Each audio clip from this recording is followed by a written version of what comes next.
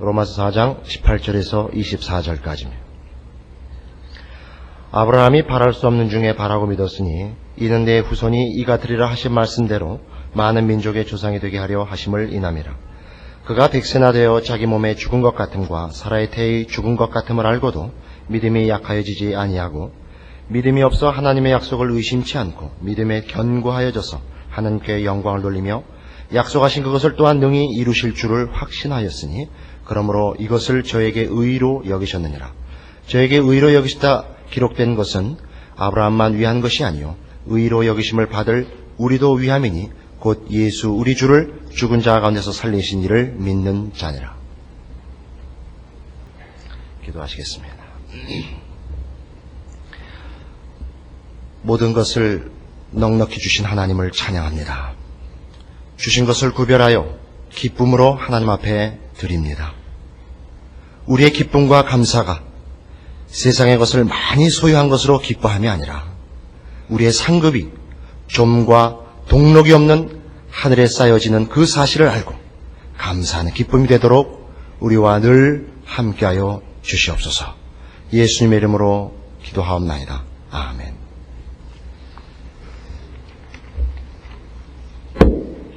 교회 소식을 알려드립니다.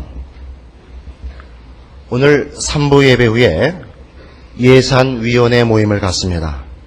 장로님, 권사님, 안수집사님, 각 위원회 부장님들께서는 한 번도 빠짐없이 3부 예배 후에 본당에 다 모여주시기를 바랍니다. 다음 주일 24일 오후 찬양 예배에는 장로, 집사, 권사 인증 예배로 드립니다. 많이 참여하셔서 축하해 주시기를 바랍니다. 92년도 서리집사 추천을 오늘까지 마감을 합니다. 기간을 엄수해 주셔서 11월 20일 오는 수요일에 심사하는데 누락이 되지 않도록 협조해 주시기를 바랍니다. 각 구역장께서는 91년도 구역장 의견서 1, 2를 11월 26일까지 사무실로 제출해 주시기를 바랍니다. 오는 토요일 11월 23일 오후 4시에 교회 본당에서 고등부와 청년 1부와 청년 2부가 합동해서 남포 문화의 밤을 엽니다. 이 젊은이들의 행사에 우리 교우들이 많은 관심을 가지시고 많이 참여하셔서 같이 즐거운 시간을 나누기를 바랍니다. 성가대 찬양 후에 말씀 증거하시겠습니다.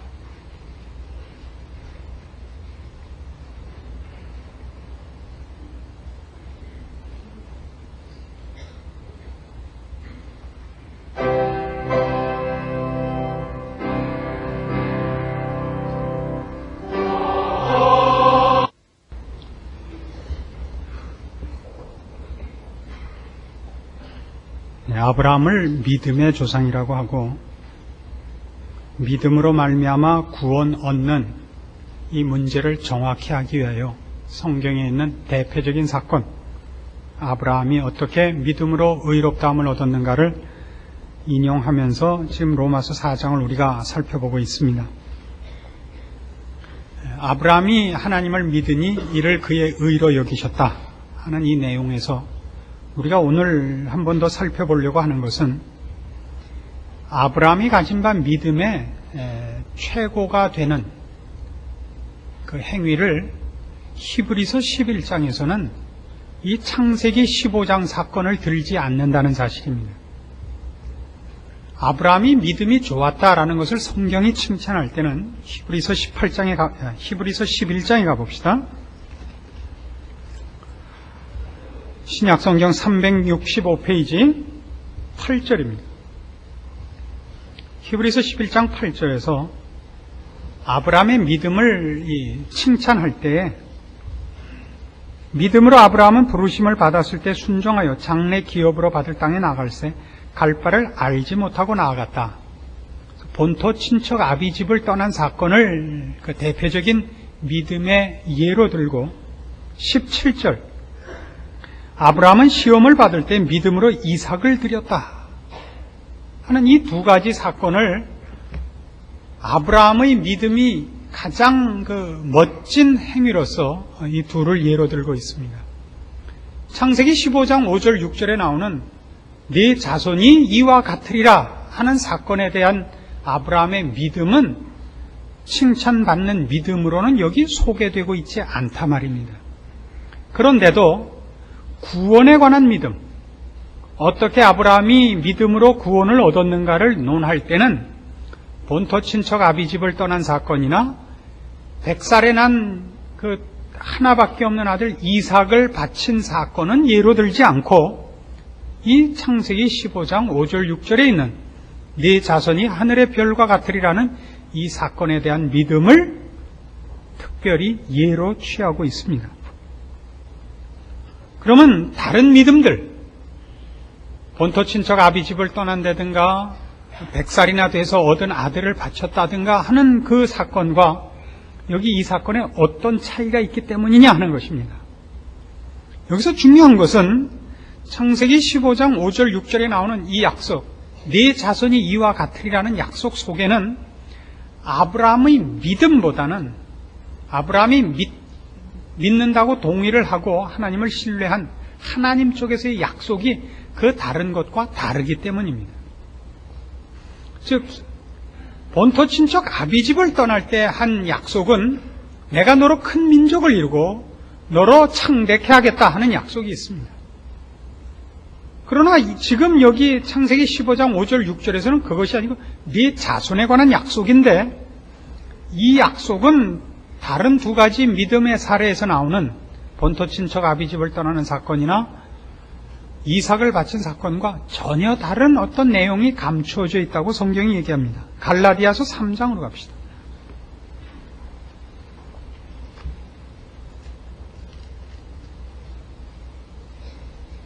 신약성경 305페이지 갈라디아서 3장 11절입니다. 내용을 잘 음미해 보십시오. 또 하나님 앞에서 아무나 율법으로 말미암아 의롭게 되지 못할 것이 분명하니 이는 의인이 믿음으로 살리라 하였음이니라. 율법은 믿음에서 난 것이 아니라 이를 행하는 자는 그 가운데서 살리라 하였느니라. 그리스도께서 우리를 위하여 저주를 받은 바 되사 율법의 저주에서 우리를 속량하셨으니 기록된 바 나무에 달린 자마다 저주 아래 있는 자라 하였음이라. 이는 그리스도 예수 안에서 아브라함의 복이 이방인에게 미치게 하고 또 우리로 하여금 믿음으로 말미암아 성령의 약속을 받게 하려 함이니라. 형제들아 사람의 예대로 말하노니 사람의 언약이라도 정한 후에는 아무나 폐하거나 더하거나 하지 못하느니라. 이 약속들은 아브라함과 그 자손에게 말씀하신 것인데 여럿을 가리켜 그 자손들이라 하지 아니하고 오직 하나를 가리켜 네 자손이라 하셨으니 곧 그리스도라. 창세기 15장 5절 6절에 나오는 네 자손이 이와 같으리라 하는 그 자손이라는 말은 복수가 아니고 단수라는 겁니다. 여럿을 가리켜 그 자손들이라 하지 아니하고 오직 하나를 가리켜 네 자손이라 하셨으니 곧 그리스도라. 즉 아브라함에게 한 약속, 우리가 믿음으로 구원을 얻는다는 이 내용을 얘기할 때마다 언제나 대표적인 사건으로 떠오르는 아브라함이 하나님을 믿었다 하는 그 믿음의 내용은 하나님께서 아브라함에게 네 자손이 이 하늘의 별과 같으리라 하는 약속을 근거로 하고 있는데 그 약속은 네 자손이 하늘의 별과 같으리라가 아니라 네 자손이 별과 같으리라다 이겁니다. 앞에 거나 뒤에 거나 똑같죠. 우리 말은 이 단수와 복수에 관한 개념이 좀 흐릿하죠. 그렇지 않습니까? 그래서 자식이, 그러니까 아들이 몇이세요? 그러면 뭘 묻는 겁니까? 아들이 몇이세요? 그러면 나이를 묻는 겁니까? 아들이 몇 명이냐를 묻는 겁니까? 뭘 묻는 겁니까? 아들이 몇이세요? 그러면 자식이 몇이냐를 묻는 거죠. 그러면 원래 이 서구식 문법에 의하면 아들들이라고 꼭 복수를 써야 되는데 우리나라는 그렇게 안 하죠. 오죽하면 우리 마누라 그러겠어요. 남편이 몇이라서 그러는지. 그러나 우린 그거 다 이해하고 살지 않습니까? 우린 단수와 복수가 명확한 표현을 필요로 하지 않는 언어입니다. 그러나 서구 언어들은, 특별히 성경에 있는 이 표현들은 단수와 복수가 굉장히 엄격하게 구별되는 어법들입니다. 그래서 이 네 자손들이 하늘의 별과 같으리라 그래야 됩니다. 하늘의 별이 복수기 때문에 자손에 관한 약속도 자손들이라고 해야 되는데 이것이 단수로 되어 있습니다. 그래서 네 자손이 이와 같으리라는 얘기는 결국 뭐냐 하면 하나님이 아브라함에게 약속하실 때 내가 네 후손을 많게 하겠다, 네 자손들이 번성하겠다를 얘기한 것이 아니라 네 후손 중에 인간으로 따지는 그 후손 중에 메시아를 보내서 내 백성을 하늘의 별과 같이 되게 하겠다는 약속이 암시돼서 축약돼서 들어간 약속이 네 자손이 하늘의 별과 같으리라 라는 말 속에 숨어있는 뜻인 겁니다. 그러니까 네 자손이 이와 같으리라는 아브라함이 많은 자손을 낳고 그 자손이 또 자손을 낳는 아브라함의 후손이 많다는 뜻이 아니라 아브라함의 이 후손 속에, 인간의 후손 속에 하나님이 이제 예수 그리스도를 보내사 하나님의 백성으로 만드는 구원 사역을 이루실 것이고, 그렇게 해서 하나님의 백성 되는 자가 하늘의 별과 같을 것인데, 그들이 그렇게 오는 것은 내가 너를 부른 것과 같이, 아브라함을 아무 조건 없이 불러서 하나님이 그의 복 주시는 자녀 삼은 것 같이, 너는 너의 본토 친척 아비집을 떠나라, 내가 너로 내 이름을 창대케 하고 너로 심히 번성케 하리라 한 그 약속같이 아브라함이 뭘 한 것이 없다고요. 그렇게 불러내서 아브라함을 복 준 것 같이 예수 그리스도 안에서 내가 내 자녀로 부를 자가 이렇게 많을 것이다 라는 것이 창세기 15장 5절 6절에 나오는 약속 속에서의 핵심이 되는 것입니다. 다시 말하면 창세기 15장 5절 6절에 있는 믿음은 바로 뭐냐 그럴 때 예수 안에 있는 구원을 가리키는 것입니다. 아브라함이 이것을 믿었다라는 그 믿음의 내용, 하나님이 한 약속이 뭐냐면 구원은 예수 그리스도 안에 있다. 예수 그리스도로 말미암아 구원을 얻는다. 그런 뜻이란 말입니다. 그것이 이 창세기 15장 5절 6절이 성경에서 믿음으로 말미암아 구원을 얻는 사건에서 늘 대표적인 것으로 유일한 그 모델로 등장하는 이유가 됩니다. 우리는 지난번에도 말씀드린 바와 같이 우리의 믿음이 우리를 구원하는 것이 아니라 예수가 우리를 구원하는 겁니다. 그래서 우리의 구원은 능동적이지 않고 언제나 수동적입니다. 그래서 예수 그리스도를 그러니까 주님, 구세주라고 부르는 겁니다. 그러니까 뭐 우리말로 이게 표현이 좀 훨씬 정확하지 않아서 그럽니다. 세이비어라고 부르죠. 외부로부터 우리를 구원하는 자가 오는 것, 내부로부터 나 자신으로부터 구원을 완성하지 않는 것, 이것이 성경이 얘기하는 구원입니다. 내 믿음이 나를 구원하는 게 아닙니다. 지나가는 열차를 내가 붙잡고 지나가는 배를 내가 붙잡는 것이 아니라 나를 붙잡으려고 하늘로부터 예수님이 오셔서 나를 끌어내는 겁니다. 죄로부터 멸망으로부터 나를 잡아가는 겁니다. 이것이 창세기 15장 5절 6절에 있는 하나님께서 아브라함에게 하신 약속인 것입니다. 그래서 성경에서는 신자의 구원을 얘기할 때는 언제나 이런 식으로 설명을 합니다. 에베소서 1장으로 갑시다. 갈라디아서 다음이 에베소서입니다. 에베소서 1장 3절. 에베소서 1장 3절에서 12절까지 제가 지금 읽을 텐데요. 예수 안에 있다라는 표현이 얼마나 많이 등장을 하는가 한번 표를 해보십시오. 읽어나가는 동안에 그 자리마다 동그라미를 해보십시오. 찬송하리로다. 하나님 곧 우리 주 예수 그리스도의 아버지께서 그리스도 안에서 하늘에 속한 모든 신령한 복으로 우리에게 복 주시되 곧 창세전에 그리스도 안에서 우리를 택하사 우리가 사랑 안에서 그 앞에 거룩하고 흠이 없게 하시려고 그 기쁘신 뜻대로 우리를 예정하사 예수 그리스도로 말미암아 자기 아들들이 되게 하셨으니 이는 그의 사랑하시는 자 안에서 우리에게 거저 주시는 바 그의 은혜의 영광을 찬미하게 하려는 것이라. 우리가 그리스도 안에서 그의 은혜의 풍성함을 따라 그의 피로 말미암아 구속과 죄사함을 받았으니 이는 그가 모든 지혜와 총명으로 우리에게 넘치게 하사 그 뜻의 비밀을 우리에게 알리셨으니 곧 그 기쁘심을 따라 그리스도 안에서 때가 찬 경륜을 위하여 예정하신 것이니 하늘에 있는 것이나 땅에 있는 것이 다 그리스도 안에서 통일되게 하려 하심이라. 모든 일을 그 마음의 원대로 역사하시는 자의 뜻을 따라 우리가 예정을 입어 그 안에서 기업이 되었으니 이는 그리스도 안에서 전부터 바라던 우리로 그의 영광의 찬송이 되게 하려 하심이라. 안에서가 한 9번 나오죠. 그리스도 안에서 혹은 그의 안에서라는 말만 8번이나 나옵니다. 그러니까 신자란 뭐냐 그러면 이런 거예요. 구원을 어떻게 받느냐 그럴 때 우리 자신은 죽을 수밖에 없는 존재고 구원을 얻을 능력이 없습니다. 노아 홍수 때 온 세상이 물에 잠겼습니다. 수영을 아무리 잘해도 소용이 없는 거예요. 수영을 아무리 잘해도. 온 세상이 물에 잠겼습니다. 노아의 가족만 구원을 얻었습니다. 어떻게 해요? 배 안에 있었기 때문에. 배 안에 있었기 때문에. 배는 물에 가라앉지 않으니까. 우리는 어떻게 구원을 얻냐면 그리스도 안에 있어서 구원을 얻는 것입니다. 그리스도 안에 있기 때문에. 그래서 아브라함에게 하신 약속, 네 자손이 이와 같으리라. 그 자손들이 이와 같으리라 아니라 네 자손, 즉 예수 그리스도 안에 이 많은 하늘의 별과 같은 하나님의 백성을 포함시키겠다는 것입니다. 예수 그리스도로 말미암는 구원, 이것이 성경이 얘기하는 믿음으로 말미암는 구원에 대한 설명입니다. 그런데 이제 오늘 우리가 살펴보려는 것은 로마서 4장 본문을 잘 보시면 이 내용이 이것으로만 끝나지 않는 것을 본단 말이에요. 자, 다시 본문에 가셔서 로마서 4장 본문을 봅시다. 아브라함의 믿음은 지금 로마서 4장에서는 하나님이 하신 약속의 내용에 초점이 되어 있지 않고 그 약속을 한 하나님 자신에 대한 믿음으로 묘사됩니다.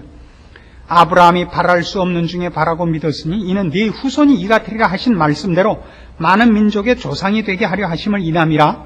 그가 100세나 되어 자기 몸에 죽은 것 같음과 사라의 태에 죽은 것 같음을 알고도 믿음이 약하여지지 아니하고 믿음이 없어 하나님의 약속을 의심치 않고 믿음에 견고하여져서 하나님께 영광을 돌리며 약속하신 그것을 또한 능히 이루실 줄을 확신하였으니 그러므로 이것을 저에게 의로 여기셨느니라. 여기서 분명히 하나님이 아브라함에게 하신 예수 그리스도로 말미암는 구원의 내용을 얘기하는 것보다는 초점이 그 약속을 한 하나님을 아브라함이 어떻게 전적으로 신뢰했는가에 관한 초점이고 그 신뢰한 아브라함의 믿음을 의로 여겼다고 얘기를 하고 있단 말이에요. 그렇죠?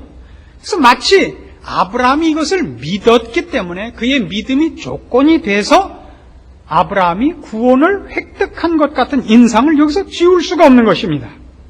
그래서 이제 우리가 이런 분명한 얘기를 하나 더 해야 됩니다. 구원은 결국 하나님의 은혜가 100%냐? 그것만이냐? 아니면 이 은혜에 대한 우리의 상응하는 어떤 신뢰, 믿음이라는 반대급부가 있어야 되는가? 우리는 분명히 여태까지 구원이란 내 믿음이 그 조건이 되지 않는다. 하나님의 전적인 은혜가 100%다. 우리의 믿음은 구원의 조건이 아니다.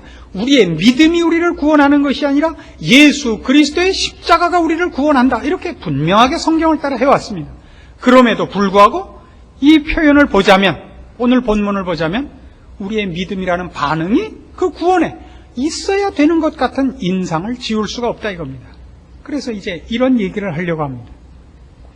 조금 전문적인 얘기가 됩니다마는 모든 학문 중에서 신학이라는 학문은 매우 다른 학문과 다릅니다.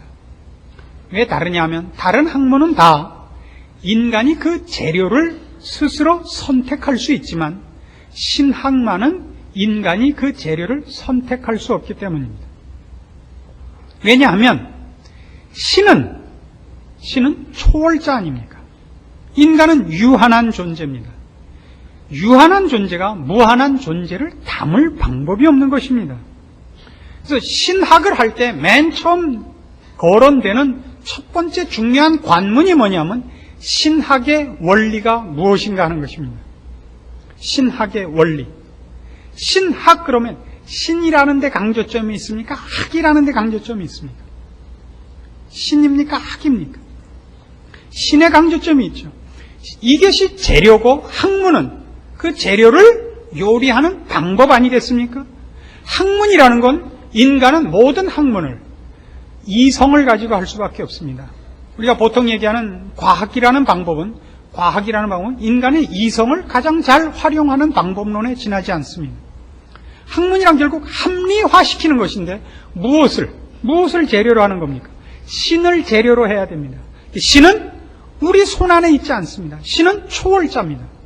그래서 다른 모든 학문과 달리 신학만은, 신학의 원리가 그래서 사이언스라든가 인간의 이성이라든가 이런 방법론 이전에 무엇이 유일한 원리가 되느냐 하면 계시가 유일한 원리가 됩니다. 계시란 하나님이 자신을 우리에게 보여주시는 것입니다. 하나님이 보여주시지 않는 한 우리는 재료를 가질 수가 없습니다. 종교학을 우리가 만들 수는 있습니다.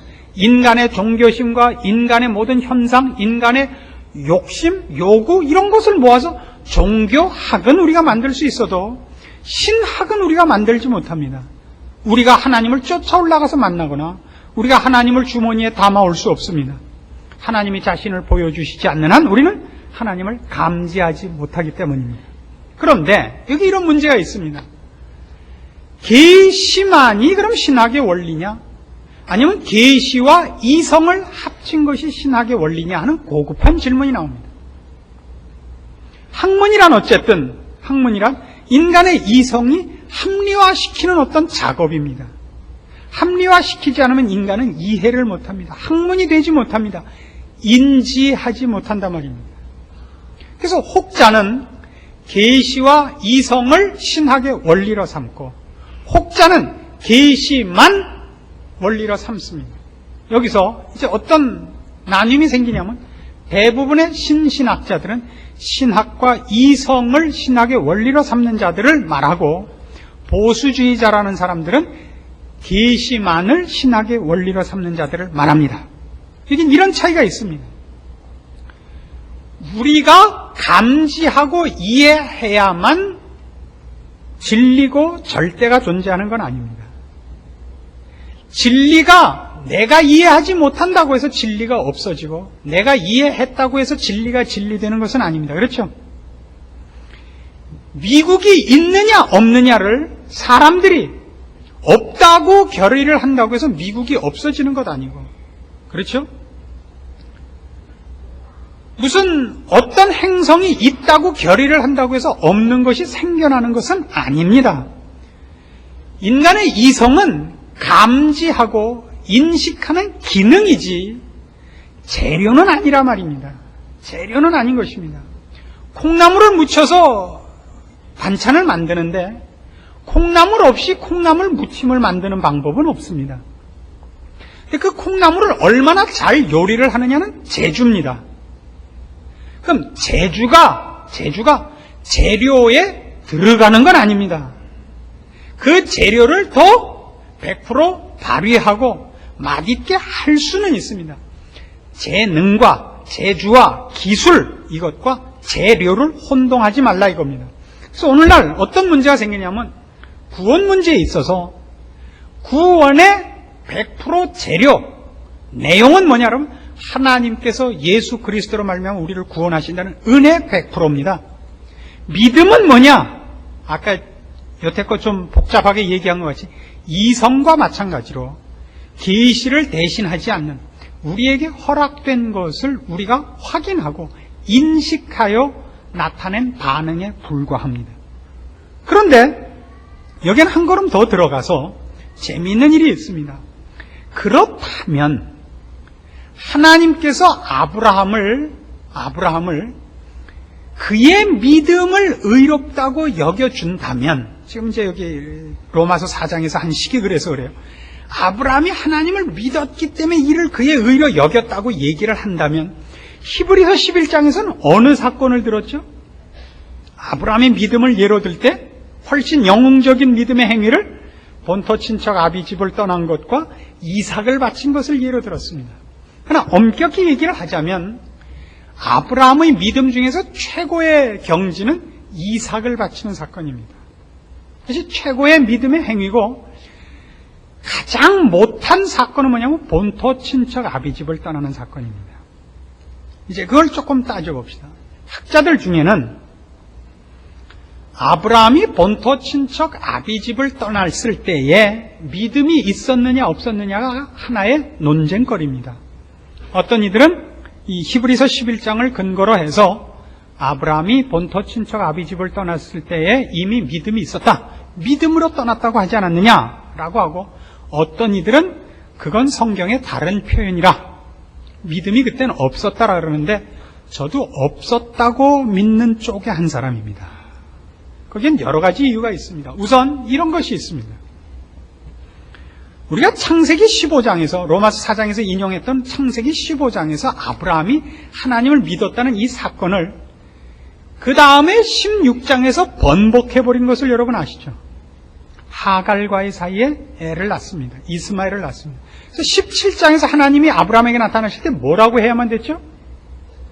나는 전능한 하나님이라 너는 내 앞에서 행하여 완전하라라고 꾸짖고 나타나셔야만 됐을 정도입니다. 아브라함이 본토 친척 아비집을 떠날 때 벌써 믿음이 굉장한 사람이었고, 이 15장 5절과 6절에 나타난 사건에서 아브라함이 하나님을 믿어서 그것이 그의 의가 될 만큼의 대단한 믿음이었다면 16장의 실패는 설명이 좀 곤란한 것입니다. 게다가 자세히 살펴보면 원래 하나님이 아브라함을 부를 때는 처음 부름이 이거예요. 너는 너의 본토 친척 아비집을 떠나라예요. 아브라함 하나만 부름을 받습니다.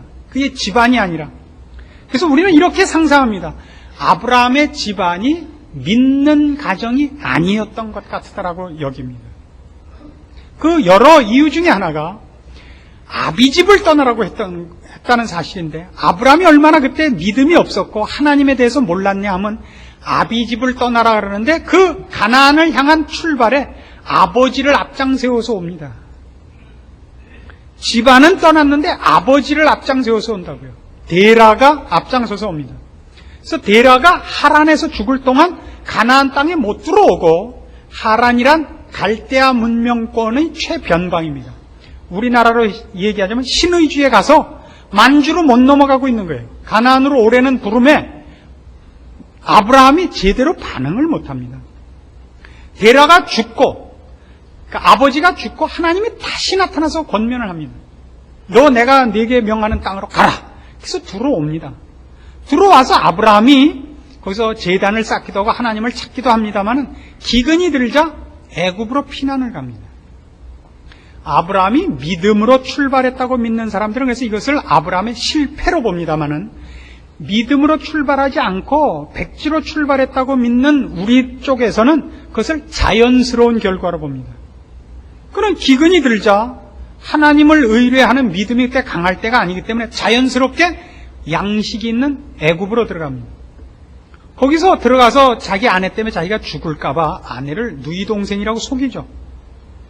이것이 믿음의 타락이 아니고, 아브라함이 그때 그 정도밖에 믿음이 없는 연약한 자였다는 증거가 뭐에서 나타나냐면, 아브라함의 아내를 뺏어간 것 때문에 바로와 그 궁정이 굉장한 하나님의 재난을 당합니다. 그 재앙이 너무나 커서 얼마나 놀랬으면 바로가 마누라 돌려주고 금 폐물까지 돌려줘서 보냈겠어요. 빨리 가라고. 그러면 하나님이 바로의 궁을 그렇게 칠 정도였으면, 만일 아브라함이 그것이 믿음의 실패였다면 아브라함도 심각한 꾸중을 받았을 겁니다. 15장의 사건에 대한 실패로 인하여 17장에서 하나님이 나타날 때 뭐라고 나타났다고요? 나는 완전한 하나님이라 너는 내 앞에서 행하여 완전하라. 나는 전능한 하나님이라 너는 내 앞에서 행하여 완전하라고 꾸짖고 나타나시는 하나님이라고요. 근데 그 부분에 대한 꾸중이 없습니다, 성경에. 그리고 아브라함이 오히려 이 애굽에 내려가서 하나님이 자기 편을 들어서 애굽 왕을 친 사건을 통해서 하나님에 대해서 조금씩 배웠다고 이해하는 것이 성경의 기록과 일치합니다. 그래서 올라와서 롯과 헤어질 수 있어지는 겁니다. 가나안 땅의 전쟁에 뛰어들어서 롯을 구해오기도 합니다. 그럼에도 불구하고 그가 그때까지도 그렇게 담력을 갖지 못한 것이 15장 초두에 하나님이 아브라함에게 나타날 때 뭐라고 나타나는가 보십시오. 아브라함아 두려워 말라 라고 나타나야만 됐던 것입니다. 그래서 오히려 어떻게 보여지느냐 하면, 하나님은 지금 아브라함을 불러내실 때부터 아브라함을 불러내신 그 무조건적인 부름, 그래서 복을 주시는 약속을 한 그런 식으로 죄악 중에 있는 우리를 불러내어 복받게 하는 일을 아브라함에게서 그 샘플을 취하시고, 그것을 모델화 하시기로 하셨기 때문에, 그리고 그것이 예수 그리스도로 말미암아 가능하다는 것을 우리에게 보이기 위하여 아브라함을 불러내셨고, 그리고 아브라함에게 하나님이 이 약속하신 것과 이 일들이 가능하다는 것을 아브라함을 이 긴 기간을 통하여 설득하여 항복을 받아내셨다는 것이 사실은 아브라함 일대기를 통해 우리에게 주시는 믿음의 결정입니다. 아브라함에게 갈대아 우르를 떠날 때 너 나 믿을래? 안 믿을래? 이렇게 묻지 않고 하나님이 누구신가를 알 만큼, 항복할 만큼, 충분히 알 만큼, 그래서 하나님 편에 설 수밖에 없을 때쯤 와서야 그때도 너 나 믿을래 안 믿을래라고는 안 돼 있다고요. 15장 5절 6절에서 네 자손이 이와 같으리라. 거기서 아브라함이 비로소 믿는다는 얘기가 처음 나오는 거예요. 그러니까 여태껏은 안 물어보시다가 네 믿겠습니다 그러니까 딱 거기서 넌 날 믿었다 이렇게 쳐주고 있더라 말이죠. 이해하시겠습니까? 믿음이란 그의 구원의 조건으로 등장하는 것이 아니라 하나님이 아브라함에게 허락한 모든 것, 그래서 하나님이 아브라함에게 약속한 모든 것을 이루시기 위하여 아브라함을 인도해 오시고 설득해 오시고 항복시켜 오는 과정에서 어느 날 드디어 일어나고야 마는 고백이더라고요. 그래서 이 창세기 15장 사건이 훨씬 중요한 이유는 그 내용 속에도 예수 그리스도로 말미암는 구원의 내용이 들어가 있을 뿐만 아니라 아브라함 쪽에서도 이제 여기쯤 와서야 드디어 하나님을 믿게 된 거예요. 그러자 그 자리에 탁 쳐 너는 나를 믿었다 이렇게 쳐주신다니까요. 이거를 놓치지 마십시오. 우리가 언제 구원을 얻느냐 그러면 하나님의 많은 인도하심 속에서 드디어 인생이 무엇인가를 배우고 인간이 어떻게 죄인인가를 배우고 하나님이 계시다는 걸 알게 되고 그러고도 엎치락 뒤치락 하다 어느 날 드디어 깨닫고 제가 주를 믿습니다. 그러면 그래 너는 나를 믿었다. 그래서 내가 너는 네가 믿어서 구원을 얻은 것이다. 이렇게 쳐주신다고요. 하나님이. 이게 성경이 우리에게 설명하는 구원에 있어서의 하나님의 방법입니다. 그래서 히브리서 11장에 나오는 그 믿음의 영웅들의 열전들도 보면 거기 아브라함이 본토 친척 아비집을 떠날 때 믿음으로 떠났다. 이걸 액면 그대로 보셔서는 안 됩니다. 그때는 아브라함은 믿음이 없을 때예요. 강제로 부름을 받습니다. 물론 그가 나중에 이삭을 바칠 때는 믿음의 영웅이 됩니다. 그러나 성경은 맨 뒤에 와 있는 최고의 경지에서 처음부터 그랬던 것 같이 편을 들어주는 인상이 짙습니다. 왜냐하면 거기 이런 사람들이 나와요. 믿음의 영웅들의 그 열거 중에 기드온, 삼손, 입다, 바락 이런 사람이 나오는데 이 네 사람은 대표적으로 쪼답니다. 기드온만큼 소심한 사람이 없고 삼손같이 한심한 사람이 없으며 입다 같은 페류나가 없고 그 바락 같은 쫌팽이가 없습니다. 여러분이 사사기를 읽어보시면 분명해집니다. 그 사람들을 왜 믿음의 영웅으로 남겼느냐 하면 기드온은 그가 하나님 앞에 처음 부름을 받았을 때 얼마나 소심하고 얼마나 연약한 자인지 모릅니다. 그러나 그의 사역을 통해서 하나님을 배웁니다. 나중엔 괜찮은 사람이 돼요. 정말 성경은 그거를 처음부터 그랬던 것 같이 써준다고요. 우리가 왜 그러잖아요. 어떤 사람이 하나 영웅이 되면 전기를 쓸 때 어떻게 쓰죠? 전기를 쓸 때 꿈이 달랐잖아요. 벌써 태몽이 하늘이 깜깜해지더니 갑자기 하늘이 두 쪽으로 쫙 갈라지면서 그냥 청명과 백호가 어우러져 싸우다가 둘이 다 한꺼번에 뱃속에 들어왔다는 거예요. 그래서 쌍둥이인 줄 알았더니 하나더라. 그렇다면 얘는 좌청룡 우백호다 이거죠. 이게 순 사기예요. 태몽에 무슨 지렁이도 본 적이 없는데 잘 되면 원인부터 그렇게 하죠. 그 살았던 동네가 벌써 달랐다 이거예요. 벌써 겨울이 되면 벌써 추위가 매서운 게 뭐 안 매서운 데가 어디 있어요.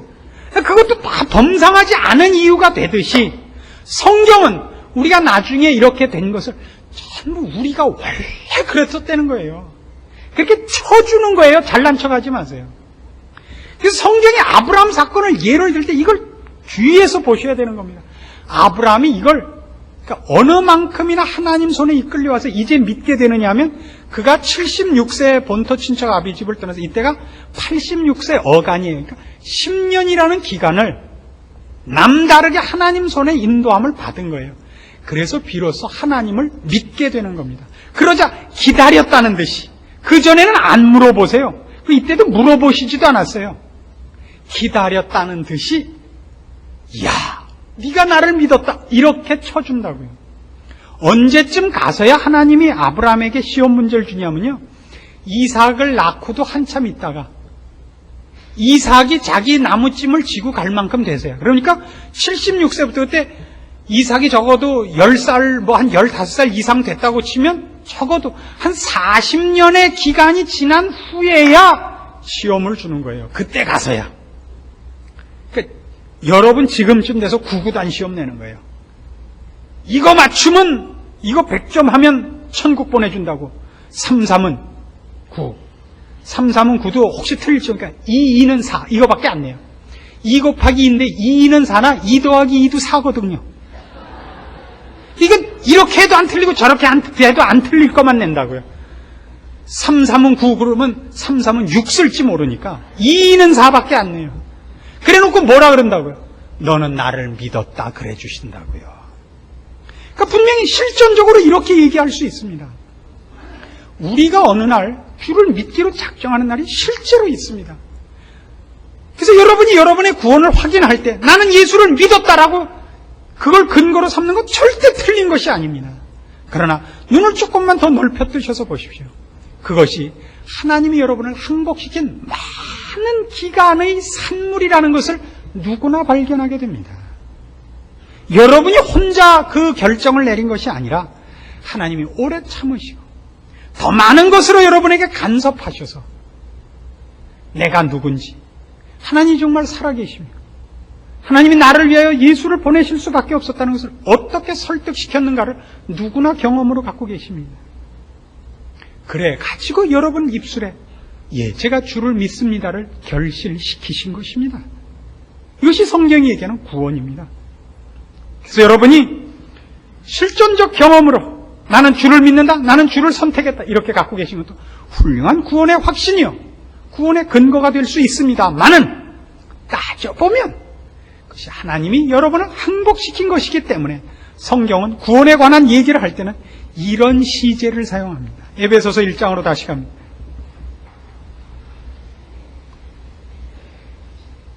에베소서 1장 3절 찬송하리로다 하나님 곧 우리 주 예수 그리스도의 아버지께서 그리스도 안에서 하늘에 속한 모든 신령한 복으로 우리에게 복 주시되 곧 창세전에 그리스도 안에서 우리를 택하사 우리를 사랑 안에서 그 앞에 거룩하고 흠이 없게 하시려고 그 기쁘신 뜻대로 우리를 예정하사 예수 그리스도로 말미암아 자기 아들들이 되게 하셨느니라.